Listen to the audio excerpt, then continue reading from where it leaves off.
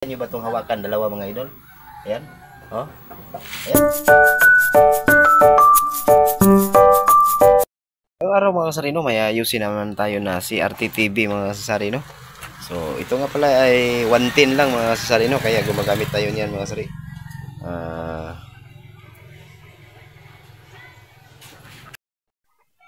So, ito yung board niya mga kasari.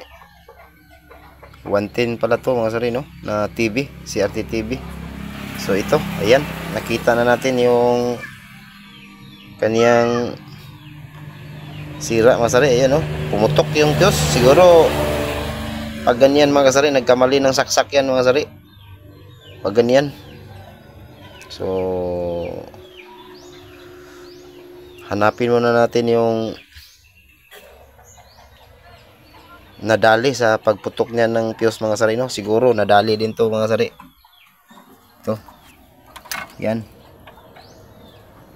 Ito, yung IC na yan, yung STR, nadali na yan mga kasari. So dito, ito pa, oh, ito, nadali na din to. Ito. So update ko na lang kayo mga kasari, ha.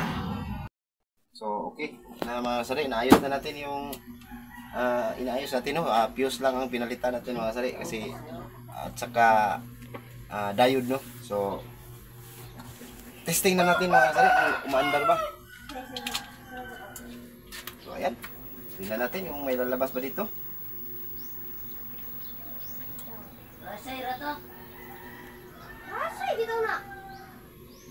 Ayan, oh, ito na mga kasari, ay lumabas na. So ito nga pala yung supply niya mga kasari, oh. Lapit ka konti yung mga kasari. So kayong mga electronic dyan, may papakita ko sa inyo mga idol. So kaya nyo ba itong hawakan? Dalawa mga idol. Ayan. Oh. Ayan, oh, mga sabihin nyo, ano, scripted mga idol, oh.